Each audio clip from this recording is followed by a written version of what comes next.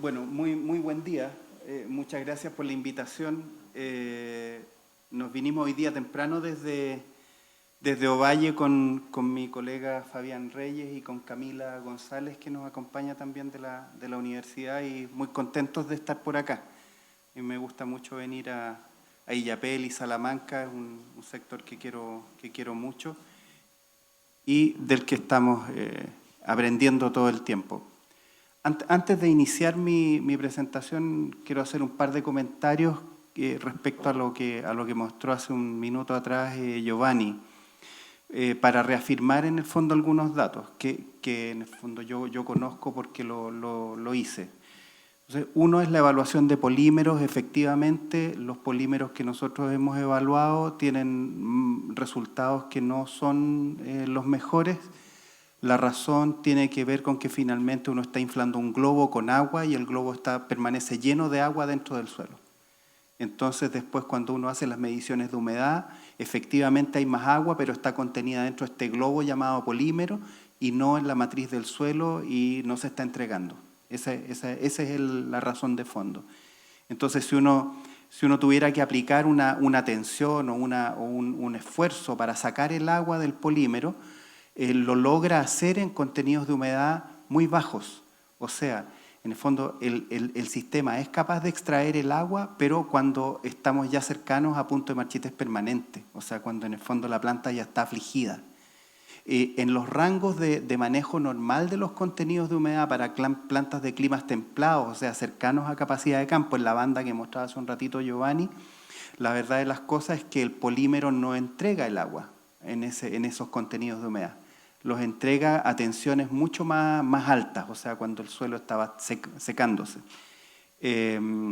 Eso, que me parece importante. Esto no quiere decir que el polímero no sirva, sino que en el fondo para las condiciones en las que nosotros estamos, en condiciones de climas áridos, qué sé yo, en los que tenemos que proveer el agua para llenar esta bolsa de agua, la verdad es que no provoca el ahorro que nosotros esperaríamos. Ese es el argumento. Lo otro es que en las experiencias, por lo menos que se han hecho, que yo conozco de un proyecto FIA, que vale la pena buscar, la información, los informes, esto lo hizo la Universidad de Chile en el año 2010 o 2012 aproximadamente. Se evaluaron un montón de cultivos, entre ellos varias hortalizas, qué sé yo, frutales, y los resultados tampoco fueron distintos entre usar el polímero y no usarlo. Finalmente arrojaba la misma productividad. No obstante, al medir la humedad en el suelo para el caso del polímero era más alta, porque en el fondo el agua estaba metida en esta bolsa llamada polímero. Ese es el argumento. Entonces, claro, hubo un rato en que uno como que andaba divagando, tratando de encontrar una respuesta en circunstancias del por qué no había diferencias entre las productividades, no obstante había mayor contenido de humedad. Pero la razón es que en el fondo esa humedad estaba aislada dentro del polímero y no a disposición del cultivo. Esa es una primera cosa. Respecto al tema del riego subterráneo, también súper interesante. La experiencia que tengo yo personalmente con Fabián es la instalación de un sistema grande. Instalamos 5 hectáreas con líneas a 0,8 metros una de la otra. Las instalamos con máquina, o sea, no hicimos el trabajo con el azadón, que es una opción, pero las metimos con un tractor, se le ponen unas especies de puntas y unos tubos especiales, va un rollo. Esto se puede instalar 1 hectárea por día, más o menos, entonces es bastante rápido. El tema está en que por ningún motivo hay que instalar este sistema sin haber medido el efecto lateral. ¿Cuánto se mueve hacia el lado el agua? Hay que hacer el ensayo antes, eso es lo que quiero decir. Más que eventualmente una sugerencia, más que probarlo en muchos cultivos, el tema está en cuánto moja para el lado la línea de riego. ¿Cuánto? 30 centímetros, 50 centímetros, 80 centímetros, y por lo tanto, ¿cuál va a ser el nivel de traslape que voy a lograr entre una línea y la otra? Porque la diferencia es muy notable en términos de plata, por eso es tan relevante. Una línea, doble línea, triple línea, 4 líneas enterradas, ¿cuál es la respuesta? Y eso depende del ancho de mojamiento. Yo me llevé sorpresas con estas líneas a 80 centímetros en un suelo arenoso, arenoso grueso, con arena gruesa, ripiado de río. Tuvimos mojamientos bien de 80 centímetros. Bien, pero justo hicimos un ensayo que demoró un mes antes. Le metimos agua y todo el cuento con tiempos de riego para poder determinar cuánto mojaba hacia los lados. Hay que hacerlo. Hay que hacer esos ensayos en muchos suelos, a mi juicio, más que en muchos cultivos. Pues la pregunta es más bien cuál es la geometría de este mojamiento para no equivocarse en el diseño, ¿ya? Es un sistema súper exigente, tal como lo dijo Giovanni, súper exigente en filtraje, porque no hay vuelta. En el fondo uno no ve si está tapado. Se usan sensores por todos lados, es súper tecnológico y es un sistema cerrado, es un circuito cerrado, en la cabecera y en la cola. Tiene un sistema de despiche cerrado, circula completamente. Entonces la construcción, la instalación y el diseño no son iguales al riego tradicional. Importante. Tiene cámaras de inspección, por ejemplo, que igual hay que pensar, porque va todo enterrado. Entonces, las válvulas pueden emerger y hay que llenarlo de cámaras de inspección en el fondo, porque uno tiene que estar atento a los cambios de presión, si es que se taponeó o pasó algo raro. Tecnología antisifón, bien, y funciona súper bien. O sea, en el fondo no se chupa el barrito de alrededor, funciona súper bien. Lo otro, funciona súper bien el tema también radicular. O sea, en el fondo efectivamente hay una repulsión al ingreso de raíces, pero con cierta frecuencia hay que aplicar herbicidas a través del sistema de riego. Ojo, no es como así nomás. Ojo. Se tiran herbicidas o eventualmente peróxido de oxígeno, que en el fondo es agua oxigenada, para matar lo que esté adentro, por si acaso. Entonces tampoco es como solamente instalándolo ya no se van a meter nunca más raíces. No, hay que tener ciertas precauciones con manejo, pero funciona. Es mucho menos químico que el riego superficial. Y a mi juicio, también tomándome un poco lo que decía Giovanni, riego subterráneo con aguas de buena calidad, súper, bien, deditos para arriba. Riego subterráneo con aguas de buena calidad y mulch, doble dedito para arriba. Riego subterráneo, mulch y cubierta para reducir un poco la temperatura y el viento, para bajar la evapotranspiración, 3 deditos para arriba. En el fondo yo veo que ahí puede haber efectivamente el tercio de ahorro que dice Giovanni. Mi experiencia es que el riego subterráneo solo no da más allá de un 10% menos, 10-15% menos. Mulch solo entre 5 y 10. Y todo junto más o menos puede producir un ahorro de alrededor de un tercio. Eso. Ojo con la calidad del agua. No puede hacerse riego subterráneo con agua salina, por ningún motivo. Más de 0,7 decisimen metro se van a meter en un problema. Empiezan a emerger arriba unos halos de sales, se arma un tremendo problema. Entonces, cuidado con las sales. ¿Ya? Agüitas limpias, súper bien, ni un problema. Eso. Vamos entonces a la presentación. La siguiente, por favor. De veras. Disculpen, gracias. Uy, una antes. Ahí está. No alcanzo a ver las diapos, pero lo que ustedes ven ahí es un conjunto de líneas, de curvas, que muestran el valor histórico de las precipitaciones de la región de Coquimbo. La curva roja que ven abajo, la más extensa de todas, esa curva roja, es La Serena. Hay datos desde 1868 hasta la fecha. Y lo que ustedes ven es un valor tendencial que va en el fondo mostrando lo que se llama las medias móviles. En este caso son medias móviles climáticas, son de 30 años. Y toda esa línea que se ve así oscilante de color rojo, que va bajando, va mostrando un comportamiento tendencial hacia abajo en el caso de La Serena. Las líneas amarillas y verdes que ven arriba son las que corresponden, una de ellas a Illapel y la otra corresponde a Grandes Las Ramadas en Ovalle, hacia arriba, hacia la cordillera. Y muestran también, por supuesto, el comportamiento de esta misma línea tendencial, solo que hay menos estadística. Hay una línea negra, si no me equivoco, sí, una línea negra que está por arriba de la línea roja, que es Ovalle, también línea tendencial hacia abajo. Y todas esas líneas horizontales planas que están cruzando estas líneas rojas son las líneas promedio de precipitación anual de cada una de estas estaciones.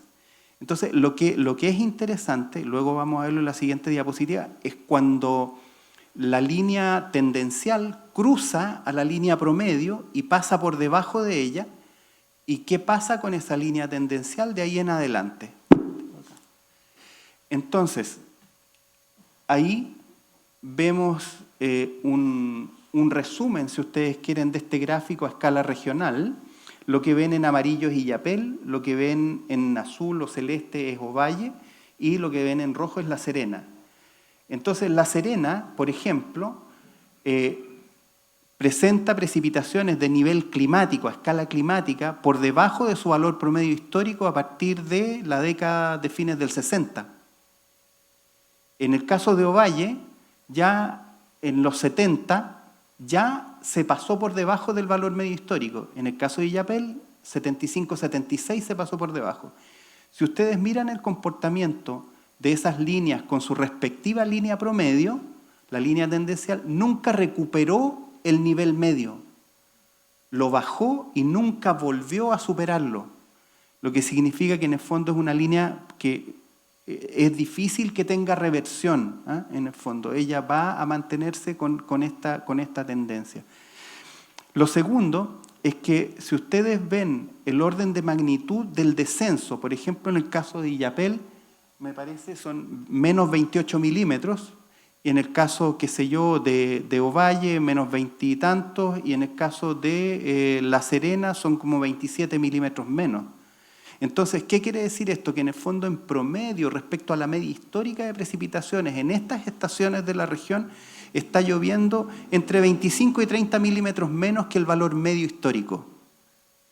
Esto es súper importante porque es media histórica, o sea, es en promedio, en 30 años están cayendo esa cantidad de milímetros menos, lo que significa que hay años en que caen 100 menos, 200 menos, y hay otros años en los que caen 50 más o qué sé yo, pero en total, en promedio, la desviación es en torno a 25 a 30 milímetros menos, que me parece a mí importante.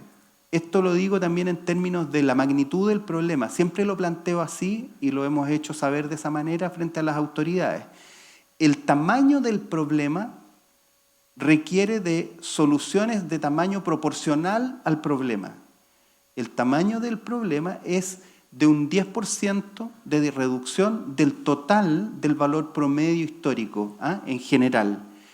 Y ese 10% menos de agua se traduce más o menos en un tercio menos de escorrentía. O sea, luego vamos a ver qué significa en el fondo tener 1 milímetro menos de precipitación. No es tener un metro cúbico menos de agua, no es lineal, no es 1 a 1. Cada milímetro menos de precipitación nos cuesta muchos más metros cúbicos de escorrentía. Entonces el efecto se incrementa, ¿eh? Pagar las deudas de escorrentía cuesta mucha precipitación. Eso es lo que quiero decir. La distribución de precipitaciones en la región de Coquimbo, rojo arriba, las menores precipitaciones, celeste o verde o azul hacia abajo, precipitaciones un poco más altas. Lo que ustedes ven ahí son los valores medios anuales del periodo 2010-2019 y se hace un zoom, ¿verdad?, a la cuenca del Choapa, abajito donde están las comunas, qué sé yo, y se ve también un poco la distribución. Entonces uno podría decir, bueno, la verdad es que las precipitaciones que tenemos en Choapa son mayores, ¿cierto?, que aquellas que tenemos en el caso del Elqui, ¿eh? en promedio, sí, y eso es efectivamente así en términos de cantidad. Entonces la pregunta es, ¿qué está pasando? ¿Cuál es el efecto a nivel de escorrentía entonces? Porque el problema pareciera ser que no es tanto la cantidad de precipitaciones en términos de milímetros, si bien hay una disminución, es por qué en el fondo en escorrentía tenemos poco. ¿Ah? ¿Por qué escurre poca agua? Y vamos a irnos metiendo un poquitito hacia allá. Solamente para precisar, también periodo 2010-2019, en el caso de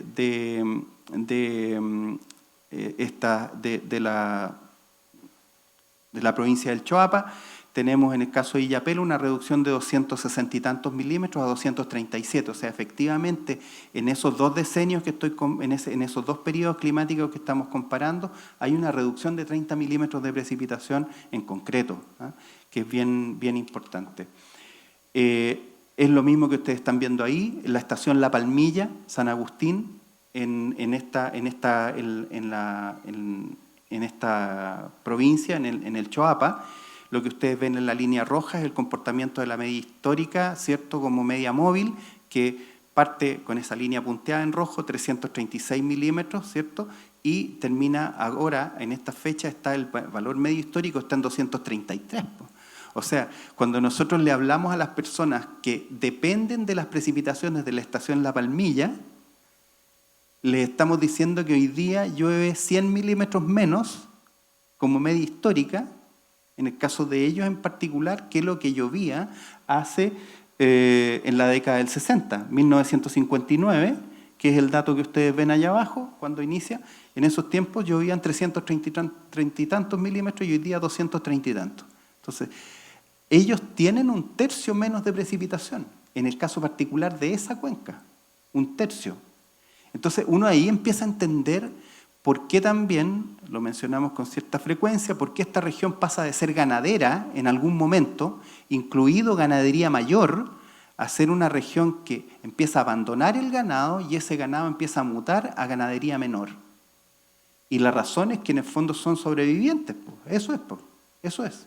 No es casualidad, si antes la gente movía los animales, las veranadas, pero era mucho más abundante en pasto, lógico. Si en el secano llovían 100 milímetros más, en la época no hace tanto rato, ¿eh? En el fondo en la época de mis papás o de mis abuelos, por supuesto que llovía muchísimo más. Entonces se podían desarrollar otras actividades económicas relacionadas con la agricultura. Entre ellas también, no olvidarlo, la presencia de trigo, también de maíz, otros cereales. O sea, en el fondo uno encontraba en los interfluvios entre los ríos, encontraba áreas cultivadas y regadas con niveles de productividad no altos, pero razonables en el fondo. Y había un desarrollo en ese sentido. Hoy día la verdad es que la cantidad de agua que cae es mucho menor y eso limita, por supuesto, las opciones productivas. Este gráfico me parece interesante de explicar.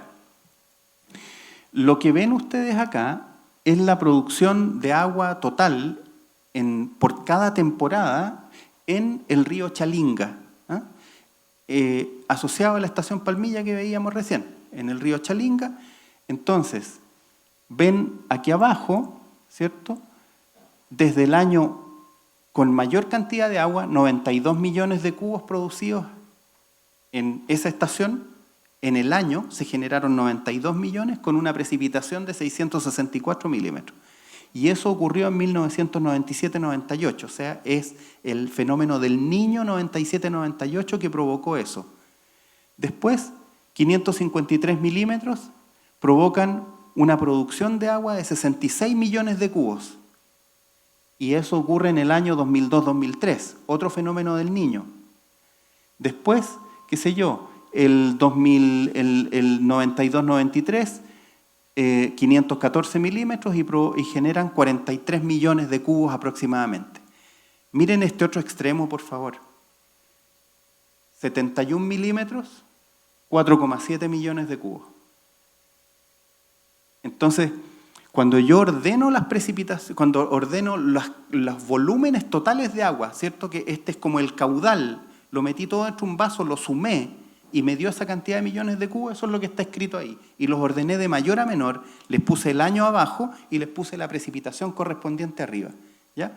Entonces, ojo por favor con eso. Miren dónde estamos, ¿eh? Nuestro valor es ese de allá, es el 97% de las probabilidades, o sea, estamos en el 3% más seco de toda la historia que tenemos. En el fondo no tenemos más estadísticas. Y es un periodo en el cual precipitaron 72 milímetros aproximadamente que produjeron esos 4,7 millones de cubos, ¿de acuerdo? Entonces no se olviden, arriba 664 milímetros, 92 millones, aquí abajo 71 milímetros, 4,7 millones. En la izquierda hay un cuadrito que tiene las precipitaciones en Palmilla, los mismos de recién, los mismos números. A mano derecha de eso está el volumen, o sea, los 90 y tantos millones, 664 con 92 millones, y a mano derecha hay una relación que dice milímetros de precipitación por cada millón de metros cúbicos. O sea, en el fondo uno podría decir cuántos milímetros de lluvia necesito que caigan en la estación Palmilla para generar a lo menos 1 millón de cubos, ¿ya? Y lo hicimos para acá, es súper simple, porque en el fondo uno divide nomás, pues listo. Y bueno, si ustedes se fijan, los años lluviosos necesitan 7, 8 milímetros para generar 1 millón de cubos. Y un año seco, allá abajo, necesita el doble. Entonces, la sequía pega doble. Pega doble porque el rendimiento de cada milímetro de precipitación en agua es mucho menor en escorrentía que lo que es en un año lluvioso. Entonces, por ejemplo, lo que decía Giovanni hace un rato, si nosotros estamos pensando en cómo viene la temporada y qué es lo que vamos a hacer, la verdad de las cosas es que si nosotros quisiéramos volver a tener 5 millones de cubos como fue esta temporada o como va a ser esta temporada en total, si fueran esos 5 millones de cubos, en un año seco significa que necesito 5 por 15, más o menos 75, 80 milímetros de precipitación. Entonces, con 80 milímetros más o menos podría reproducir lo del año pasado, más o menos. Es para armarse una idea. Y si, qué sé yo, el año fuera lluvioso y cayeran 300 milímetros, por inventar un número, venimos de un año seco. Probablemente la productividad de esos 300 milímetros no va a ser la de un año lluvioso, pero sí, muy probablemente con 10 milímetros por millón de cubos podría ser, y a lo mejor genero 30 millones de cubos. 10 milímetros por cada millón de cubos. Bueno, eso es para el caso de el río Chalinga, por ejemplo, en términos de productividad de agua. La misma cuenca, en este caso estoy pensando en la cuenca del río Chalinga, ahí ustedes ven la superficie, es una cuenca de 24.000 hectáreas. Esa es su superficie sobre el punto de aforo que estábamos hablando recién, sus altitudes, qué sé yo. Los mismos datos de recién, solo que a la derecha hay una columna que tiene abajo 17,6 millones y allá arriba, no alcanzo a verlo, 162 millones, que son los milímetros de precipitación caídos en la estación transformados todos a agua. O sea, cayó el agua dentro del embudo llamado cuenca del río Chalinga y todo lo transformé en agua. Entonces, si toda el agua que precipitó la transformó en escorrentía, habría tenido 17,6 millones abajo, ¿se fijan? Y arriba hubiese tenido 162 millones. Pero resulta que no tuve 162 millones, por ejemplo. Tuve 92, lo que significa que el rendimiento en agua fue un 57%. Ese 0,57 quiere decir que el rendimiento o la productividad de esa agua en escorrentía es 0,57, o sea, un 57%. ¿Y qué pasa en la sequía? Fíjense el rendimiento, es un 27%, un 29%, un 30%. Es decir, años lluviosos tienen coeficientes de escorrentía grandes, altos, y años secos tienen coeficientes de escorrentía bajos. ¿Por qué? Porque en el fondo hay que pagar las deudas. Se está pagando la deuda con el espacio poroso del suelo y el agua está quedando retenida ahí y por supuesto no está escurriendo. Esa es tan simple la explicación. Pero le da a uno la idea de, si llueve, cuánta escorrentía eventualmente uno va a tener, ¿eh? El río Chalinga en este caso. Lo que ven ustedes ahí, me gusta siempre mostrarlo, es un ejercicio bien académico, ¿eh? pero encuentro que vale la pena tratar de explicarlo. La curva roja representa para el río Chalinga en La Palmilla el caudal total pasante en la estación de medición. Ese es el caudal. Entonces, en el eje de allá están los metros cúbicos partidos por segundo y en el eje de acá, en el eje X, está el tiempo, cada mes, desde que partió esta estadística. Lo que ven en rojo entonces es el total. Lo que ven en rojo es el total. Y lo que ven en azul se llama caudal basal. El caudal basal corresponde a aquel caudal que está circulando, subyacente, que está ahí, que es parte de ese rojo, pero que no obedece ni a las precipitaciones de corto plazo, ni al derretimiento de la nieve de corto plazo. Entonces es un agua que si no llueve o si no hay derretimiento de nieve, igual va a estar. Ese es el basal. Es el que explica que los ríos tengan agua a pesar de que se derritió toda la nieve, a pesar de que dejó de llover. Esa es la explicación del basal. Entonces, si esa es la explicación, significa que si yo separo el caudal total del caudal basal, en el fondo podría tener el efecto estacional por separado y por el otro lado tener el basal, que es el subyacente, el que va a estar y me va a acompañar siempre, independientemente de que llueva. Entonces la pregunta que nos hicimos, bueno, ¿y ese caudal basal tiene tendencia también o no? ¿Tendencia en cambio climático? Entonces probablemente sí. Es cuestión de mirarlo acá, la curva azul. Ahí está. La azul es la línea tendencial del caudal total y la que se ve en naranjo o café es la línea tendencial del caudal basal en Río Chalinga, en Palmilla. ¿Qué quiere decir esto? Que en el fondo el caudal total va bajando y que cada vez la composición del caudal total es más proporcionalmente proveniente del basal que de la estacionalidad del año. O sea, que cada vez se explica más el agua que fluye por los ríos por aguas más antiguas que por aguas más recientes. Bueno, si son aguas más antiguas, ¿por qué son más antiguas? Bueno, muy simple, pues, porque circulan por el espacio poroso, por las grietas, por las aguas subterráneas. Esa es el agua. Entonces sale, obviamente, por los puntos más bajos que representan las cotas de los ríos. Ahí emerge. Y esa es la razón que lo explica. Entonces, la cuenta de ahorro es el basal.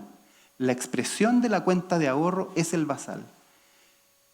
Si ustedes miran ahí a mano derecha y ven el porcentaje basal, la última columna dice 75 arriba, qué sé yo, y proporcionalmente empieza a aumentar y por allá abajo, en los caudales más bajos, es mucho más alta. Entonces, en la medida que hay sequía, la participación del basal en el caudal total se incrementa. Y eso es muy importante porque significa que empezamos a sacar de la cuenta de ahorro para poder mantener el caudal que está circulando. Eso es lo que pasa. En años lluviosos la participación del basal es mucho menor, es mucho más estacional, dependió mucho más de lo que pasó en ese periodo. Por eso en el fondo uno no puede secar las cordilleras, ¿me entienden? Esa es la razón. Si uno hace algo que produzca daño a nivel de la reserva que hay en las cordilleras, en el fondo lo que está haciendo es apurar el término del basal. Le está aumentando la pendiente. Aquí va para abajo con una pendiente natural. Bueno, si uno lo apura, lo que va a hacer es pan para hoy, hambre para mañana. Es la reserva. Modelos predictivos. La verdad de las cosas es que ustedes ahí ven dos fuentes de información. Arriba, el IRI. El IRI es un instituto de investigación de la Universidad de Columbia que se dedica al clima y la sociedad y tiene este modelo predictivo del comportamiento del fenómeno del Niño. Entonces, en la gráfica que está arriba, ustedes ven una línea roja con una flecha que dice Niño hacia arriba. Eso quiere decir que desde ese punto hacia arriba vamos a considerar niño. El verde que está en el centro lo vamos a considerar en la neutralidad y el celeste que está abajo lo vamos a considerar niña. Entonces, las curvas que ustedes ven son curvas que representan modelos de predicción. En total son alrededor de 24. La gran mayoría de los modelos, si ustedes miran, convergen todos al centro. ¿Ah? ¿Se fijan? Van todos como un paquetito en el centro. Y hay dos modelos que se desvían, 2 o 3 modelos que se desvían. Uno que está bien arriba, que se fue para niño, y es el único. Y otro que se fue hacia niña, que es el único también, que se fue muy a niña, una niña muy fuerte, que es el único que está abajo. Lo otro es que les pido que miren la flecha morada que señala el invierno nuestro. Entonces, si uno mira esta predicción y mira el invierno, que es de verdad cuando importa, nos estamos moviendo de niña actualmente, de una niña moderada hacia una niña débil y de una niña débil hacia la neutralidad. Lo que debiera pasar entonces durante este otoño y este invierno debiera ser movernos desde la niña moderada hasta la neutralidad. Niña débil y niña moderada significan precipitaciones por debajo de lo normal. Eso significa que es muy probable que el otoño sea un otoño seco, como el del año pasado. La normalidad es cualquier cosa. Para ser bien claro, la relación que tenemos entre este indicador y las precipitaciones durante el invierno, cuando hay neutralidad, es pésima. O sea, uno se puede equivocar totalmente. Puede decir va a ser seco y se raja lloviendo. Entonces es un muy mal predictor ese indicador si es que la señal no es clara. La señal en este momento es clara, ahora es niña. Por lo tanto, nos toca el mes de marzo, nos toca el mes de abril, qué sé yo, con precipitaciones, va a ser seco, pero estamos acostumbrados, marzo y abril son secos, así que en el fondo no nos afecta tanto. Lo importante es que estemos pendientes de esto a partir del mes de mayo, cuando empecemos a hacer las predicciones. Lo que está abajo es la PDO, la oscilación decadal del sur, que es un niño grande, que es un niño grande, que demora mucho más tiempo en cambiar. Y lo que ustedes ven, les trato de señalar ahí en rojo y en azul, son los años a los que se asocian esos eventos. Si ustedes miran los que son rojos, se asocian a anomalías positivas que tienen que ver con precipitaciones por sobre lo normal. Entonces en rojo está un 97, está un 2002 y está el niño Godzilla del 2015, el que nos salvó del 2014 cuando veníamos pésimos. Listo. Todo lo demás es celeste y eso significa anomalía negativa en un plazo un poco más largo que el ENOS, que era el que acabamos de ver en el IRI. Entonces, no hay en este minuto una señal que nos diga que la condición de menores precipitaciones pueda cambiar. Y la segunda señal es necesitamos condiciones particularmente anómalas para recuperar la condición hidrológica normal de la cuenca. En el fondo no nos sirven 7 milímetros, necesitamos 15 por cada millón de cubos. ¿Se entiende? Ese es un poco en el caso de Chalinga. Sigo. Modelos predictivos, lo que está en puntitos es lo observado, lo que está en azul es lo modelado y por lo tanto hoy día somos capaces de predecir los caudales.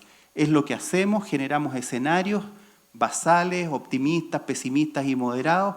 Yo les pido y los convoco a que cuando empecemos en el mes de mayo a hacer esto, los vamos a invitar, nos vamos a conectar con ustedes, pero hay que seguirlo, en mi opinión, porque uno se empieza a armar la idea de cómo viene la jugada. Nosotros hacemos mayo, junio, julio, agosto, septiembre y normalmente terminamos en octubre con lo último y podemos decir cómo viene, a nivel de desmarque inclusive, en el caso de la cuenca del río Choapa. Por lo tanto, ustedes pueden saber entre 6 y hasta 12 meses antes cómo va a estar el asunto. O sea, lo que está pasando ahora nosotros lo sabíamos hace mucho tiempo. Demanda a través de imágenes satelitales verificadas con encuestas y trabajo de terreno. En el caso de Choapa ya está, lo tenemos en plataformas y también en el fondo se puede tener acceso. A partir de eso, en el fondo podemos contrastar la demanda neta de la actividad agrícola en una cuenca como Chalinga, en una cuenca como Choapa, en una cuenca como Illapel. Ya lo tenemos para todo, para todo el territorio de Choapa. Lo tenemos hecho también para el Elqui y una buena parte para el Limarí. Y por lo tanto sabemos cuándo es la demanda, qué magnitud tiene y dónde ocurre. Lo sabemos. Y sabemos la oferta. En el caso del río Choapa, voy a tratar de ir más rápido, más o menos la misma tendencia que en el río Chalinga. ¿Se fijan? Están ordenados aquí los millones de metros cúbicos producidos en río Choapa, en Cuncumén, y arriba está escrita la precipitación asociada. Entonces, nuevamente, 793 milímetros generan casi 900 millones de cubos pasantes por Choapa, en Cuncumén, en el año, no me acuerdo, no lo registramos ahí, pero debe ser o el 97-98 o algo por el estilo. Y de así sucesivamente los ordenamos. Entonces, 793 milímetros generaron 900 millones de cubos y por aquí abajo, 48 milímetros generaron, qué sé yo, alrededor de 60 millones de cubos o algo por el estilo. Entonces, es más o menos la misma tendencia, solo que son otras magnitudes. Sigo. Lo mismo que hicimos en el caso de Chalinga, la precipitación y el volumen producido, la curva respectiva, lo mismo de recién, y acá están los datos. Entonces, si ustedes se fijan, los valores, por ejemplo, los milímetros de precipitación por cada millón de metros cúbicos, 0,9 milímetros versus 1,3. O sea, en años lluviosos, con más o menos 1 milímetro uno genera 1 millón de cubos en una cuenca como la de Choapa, en Cuncumén. ¿Por qué? Porque no son 25.000 hectáreas, pues son 110.000. Es 4 veces más grande que la otra, es más alta. Entonces la productividad de cada milímetro de precipitación es mucho más alta que en el río Chalinga. Es para darme a entender. Y por otro lado, a mano derecha, el coeficiente de escorrentía, que hace un rato era 0,57 y por allá abajo 0,29, 0,30. Bueno, acá es superior a 1, luego explico por qué, y allá abajo llega a 0,68, 0,48. Tengo que explicar ese número superior a 1. ¿Por qué? Es raro que escurra más que lo que precipita, porque ¿de dónde salió el agua? Bueno, muy simple, faltan estaciones de altura. Eso significa que el dato de precipitación que le estoy poniendo es incorrecto. Llueve más de lo que yo estoy pensando. Llueve bastante más y es por los pisos altitudinales, ¿de acuerdo? Pero el indicador igual ayuda, o sea, la escorrentía ya es el doble de lo que es en años secos. Y por aquí abajo, ¿por qué paso en el año más malo de 0,48 a 0,68? ¿Por qué se pega un aumento? ¿Por qué creen ustedes? ¿Qué podría explicar? Si llovió menos, ¿de dónde saco agua para que haya más escurrimiento? ¿Por qué podría ser? Bueno, no tenemos mucho tiempo. Glaciares se están derritiendo, es eso. Es probablemente el aporte de nieves o de hielos que están glaciares en roca, qué sé yo, flash de temperatura, incremento de las temperaturas, mayor productividad de esa agua, y esa agua es la que está tapando, en el fondo, un poco el forado que tenemos. Y produjo, fíjense, una escorrentía de 0,68 versus que veníamos de una de 0,48. O sea, en el fondo hay una parte que ya se empieza a apagar con derretimiento glaciar. Y eso es un símbolo, es una señal bien importante. El Aconcagua lo viene haciendo hace rato y el río Maipo también le viene pasando este mismo fenómeno. Sigo. Caudales basales, río Choapa, en Cuncumén, misma tendencia. El caudal basal sí bastante más plano y el caudal total en azul, ¿cierto?, también declinando. La participación, por lo tanto, del basal en el total sigue incrementándose y es un fenómeno regional. Esto está pasando en todas las cuencas de la región. Entonces, a cuidar la cordillera. Pronóstico, desde lo observado hasta escenarios pesimistas, optimistas, moderados, etcétera, de caudales. Eso es lo que hacemos nosotros. Entonces, todo esto que he mostrado lo metemos dentro de modelos matemáticos y salen estos resultados, que funcionan bastante bien, andan bastante bien para los ríos de la región.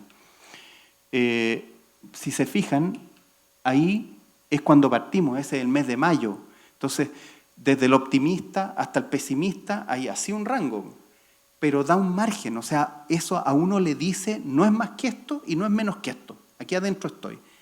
Y fíjense lo que pasa en un siguiente mes, no me acuerdo si agosto o septiembre, ¿se fijan? Ahí ya las esperanzas están contenidas, po. Entonces, es antes de que broten, esto lo sabíamos, qué sé yo, agosto, lo sabíamos en julio. Entonces, antes de brotaciones, antes de gastar plata, antes de hacer presupuesto, etcétera, uno puede hacerlo y toma la decisión. Ahí ya se aplanan y se juntan, y ahí ya está jugado. Eso fue.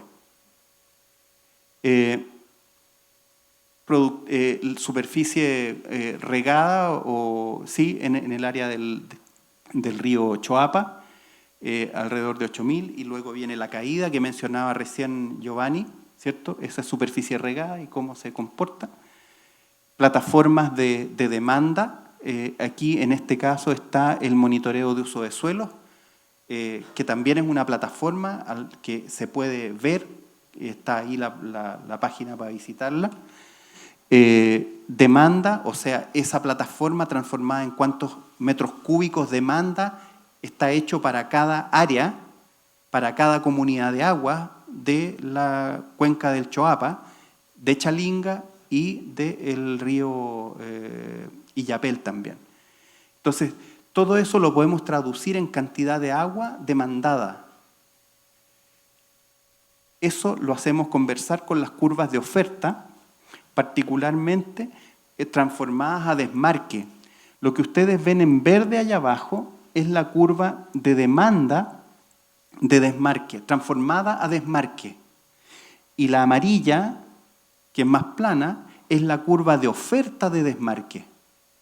Entonces, eso tiene mucha información, entre ellas que en el fondo, a partir de octubre, el sistema iba a estar deficitario, obvio. Entonces, si lo sabíamos, ¿qué decisiones podríamos haber tomado en el fondo? Eso mismo nosotros lo vamos a hacer, lo venimos haciendo desde hace varios años. Este año lo vamos a hacer de nuevo y en el fondo hay que promover un poco lo que decía Giovanni. Tomemos la decisión antes y si hay que hacer la pérdida o hay que invertir en tecnología, es el momento oportuno de hacerlo. Río Illapel, mismo comportamiento. Y esto que es como un chiche que estamos empezando, plataforma de aguas subterráneas. Lo que ustedes están viendo ahí es un dato, tenemos varias variables, pero una es, en este caso, la profundidad de la roca basal en los acuíferos de la cuenca del río Choapa, de las tres cuencas, Illapel, también Choapa y el río Chalinga. Son datos de otros estudios, por ejemplo, el de hidrogestión, hay otros que ha hecho la DGA, que nosotros los tomamos, seguimos estudiando, juntamos esa información y creamos la plataforma para que la gente la pueda ver, porque en el fondo si no tiene que leerse 400 páginas, es una cuestión que no se entiende nada. En cambio esto es simple. ¿A qué profundidad está la roca? Bueno, esa es la magnitud del acuífero, para abajo. ¿Ah? Y hay así otras variables, transmisividad, coeficiente de almacenamiento, cosas que sirven para saber dónde está el agua y qué tan fácil es sacarla. Eso es un zoom. También las profundidades están con los datos también de los canales, entonces en el fondo uno puede saber inclusive cuál es el predio que está en el lugar, eso lo tenemos en las plataformas. Lo mismo la profundidad del nivel freático, ahí está. Si se fijan en la costa, el nivel freático es mucho más superficial y hacia el interior, bueno, empieza a estar más profundo. Y así otra serie de datos. El uso de esto, por ejemplo, a nivel urbano, lo que ven ahí es urbano, en Illapel propiamente tal, y el problema del agua. Y en la segunda diapo, o sea, en la diapositiva, en la imagen del centro, que hay una pelotita blanca y un círculo amarillo, de color amarillo. Bueno, lo que estudiamos fue qué es lo que pasó, qué es lo que pasa hidrogeológicamente en el entorno del pozo de la municipalidad. ¿Por qué? Por la posibilidad de afirmar en el fondo ese pozo, eventualmente con mayor profundidad o qué sé yo. Entonces, hay información, ni siquiera es información que tengamos que generar nosotros, hay información del estudio del Chi 535 que es de 1970, extraordinario, en que de verdad hicieron hoyos, ¿ah? No hicieron sondajes, son hoyos, hicieron los estudios y gastaron plata. Y lo último, para cerrar, una tecnología que estamos promoviendo, que queremos desarrollar, y ya lo hemos hecho en varias oportunidades, que es el desarrollo de estos modelos de cuenca, pero a nivel predial. O sea, bajamos la escala y llegamos al predio. Y en el predio ponemos todo lo que tenga que haber o las preguntas que haya que resolver.